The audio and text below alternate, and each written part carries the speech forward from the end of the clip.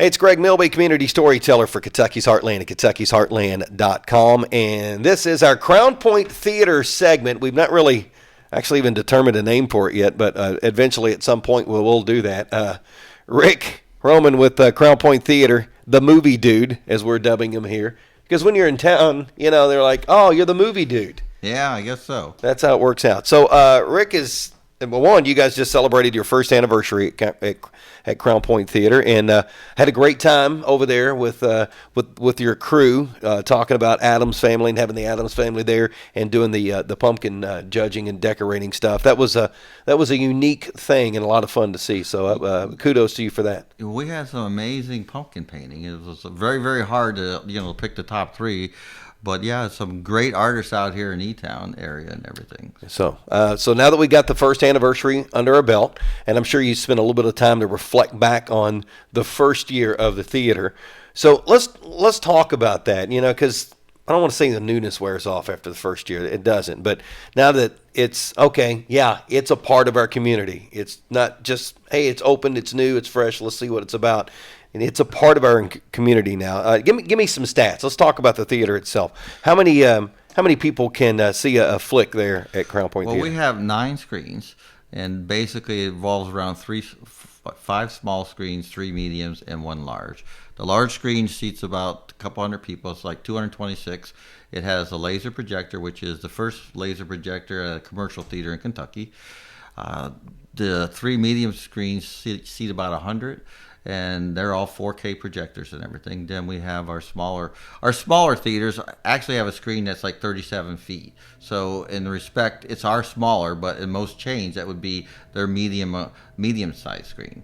And those seat about 60. So all told, we have a little bit over 800 seats that we can fill at one time. And we've actually done that. We've had, over the summer, we had one event that they took every seat that we had for it and everything. And we have a field trip coming up with a school from Brandenburg that's going to take all the seats too. So it's a lot of fun. You and I have talked about the art of theater in a way in previous conversations off camera and off microphone, but I think it's interesting how you view this, because you don't just view it, okay, here's the business side of it all, this is how it should be done. I mean, you look at it and go, okay, this is how we make it better. Because we've talked about the theater itself. Your theater is completely black. Explain why everything in the theater is black. Is it not because you have no style, or what? What's the deal? Oh, it's not because black's my favorite color, and you'll notice when you go to a lot of the chain theaters, they like to decorate in different colors the inside of the auditoriums. But I like to go completely black. Black floors, black seats, black drapes, black masking around the theaters, because black is the color that doesn't absorb other colors. So you get as much brightness on the screen as possible when everything else is black. And the brightness of the image is what gives you the greatest picture. And nobody's coming to see orange drapes or red drapes or blue drapes. They're coming to see what's on the screen. So I focus everything in the auditorium to make it the best possible picture it can be, with the best sound we can give. And that, I think, creates a better experience for the customer. And that makes people, because in it, you don't want to get distracted from the film itself. So it makes all the sense in the world. It helps keep your eyes up there. We don't even have that annoying little red exit sign where the screens are. So we're actually able to eliminate that too. Huh. So everything's black. All you see is the picture on the screen. All right. Well, that's cool. And so you were mentioning the laser technology. Not to get all techno here and get too deep into it. Why is that such a big deal? Well, in the movie theater, history of the movie theater, you started out with the projectors being with regular film, and then we motivated and got into straight digital projectors, which can produces a consistent quality of the picture. When you're working with regular film like we used to, the very first time you show the movie, it's pristine. Mm-hmm. So it's basically the best it can be. But then with every showing, there's wear and tear on the film. So if you play a picture for 4 weeks, it's not as good of an image as when you first played it that first time. That's not true with digital. Digital gives you the same picture every single time. So if you play a picture for 10 weeks, that image is just as good as the very first time you showed it. Now with lasers give you that same type of ability that a digital gives you, but it also gives you more light, more colors, more brightness. It makes the picture better, and and you don't have a bulb involved. You have a laser involved. So the laser gives you the best possible image on the screen right now. So it's latest and greatest technology. I like that. That's good stuff. And I've always been intrigued when I come in there because I'm one of these guys. I hate standing in line. I'm not a line guy at all. So when I go to an event, I usually go early and get there and get my seat. Doesn't matter if I'm the one who has to flip the lights on or whatever. I just, not that I don't hate people. Don't get me wrong. I just not a big fan of crowds. And so I noticed right away when I come to Crowne Pointe Theater is that your unique concession area. I mean, is that a unique concept? Is that done many places? I have yet to encounter any other theater. None of the chains use the totally convenience concept. It's all self-serve. The only thing that isn't self-serve is we bag the popcorn for you.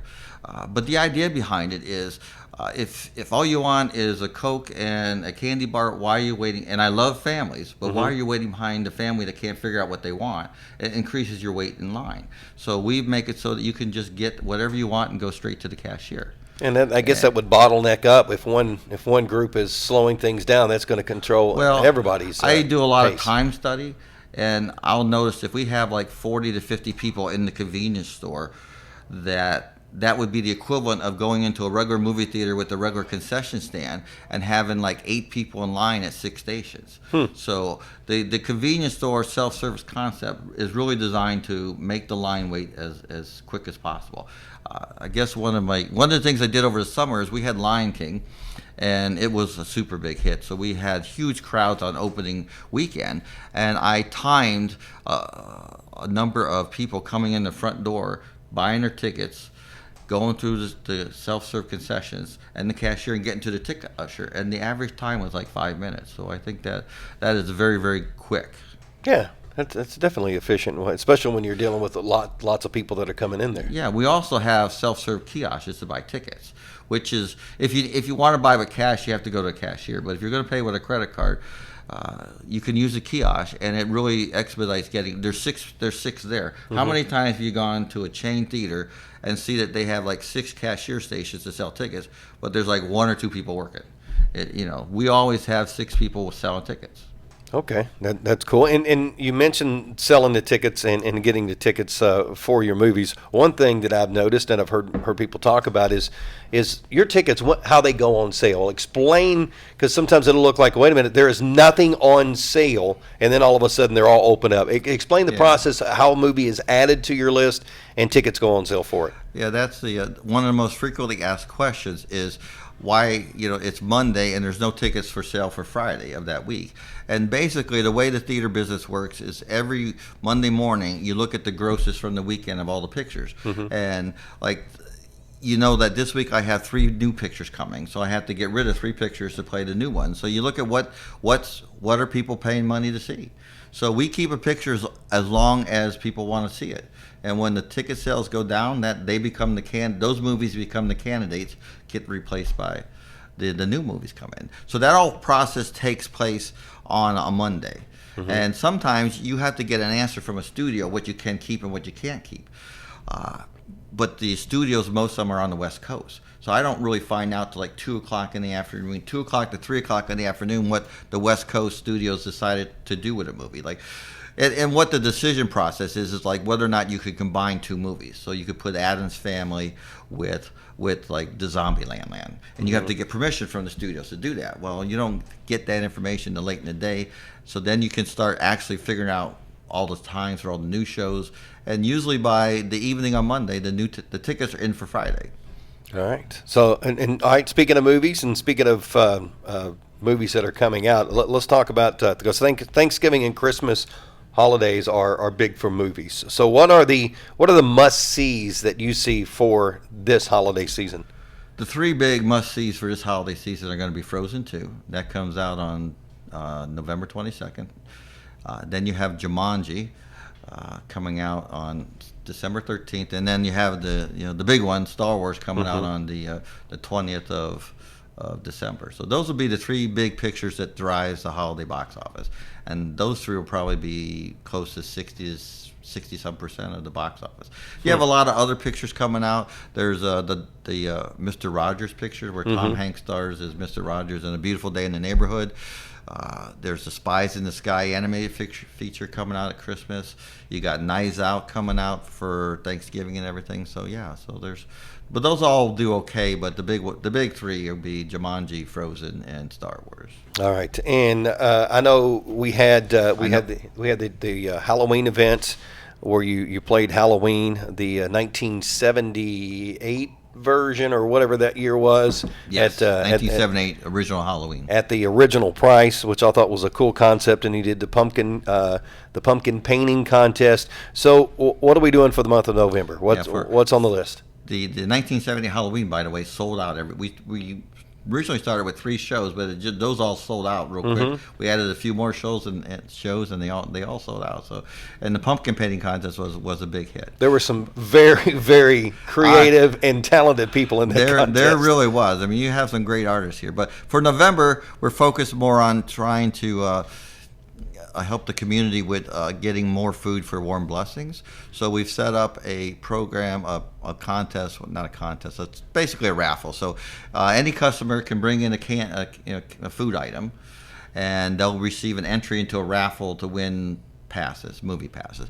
And they can bring in as many cans as they want, but they have to max out at 5 entries. So our goal is to make a mountain of food there that we can take down to Warm Blessings on the 18th, so they can use it for their Thanksgiving giveaways and their dinners they serve. Yeah, Linda Funk at Warm Blessings, they do such a great job. An amazing job. I was there earlier this week just to talk to her to make sure she wanted the food, and they had this lady there that was just cutting hair for 2 hours, and I was just like, man, that's like so nice of someone to do that. I mean, Linda, they have expanded. I know there's some other events that they do, and used to they would do an event called Yoga for Food, and I did an interview with them, and they don't even call it Yoga for Food anymore because there's so much more than just food. But I think it takes things like this to make a difference. So the food drive starts on November the 8th. That's right. Starts this Friday, and it ends the 17th, the Sunday of the 17th. And then we'll hopefully we have to bring a big truck to take all the food down there. That's good. So you can get yourself some contest entries in that, and you're going to be helping out our community too at Warm Blessings. So that's cool stuff. I mean, that's a lot there. It's a lot to soak in. It's all about giving back to the community. We like to be an asset and a good citizen, and my personal core belief is you help yourself when you help others. So and that's been my experience. The more I like to help people, the more the universe I think pays you back. There you go. All right, he's the movie dude. He's Rick Roman with Crowne Pointe Theater. I'm not the movie dude. I'm the popcorn guy. I like some good popcorn, that's for sure. Community storyteller with Kentucky's Heartland, and this is our monthly Crowne Pointe Theater update. We appreciate you joining us. Thanks for having me.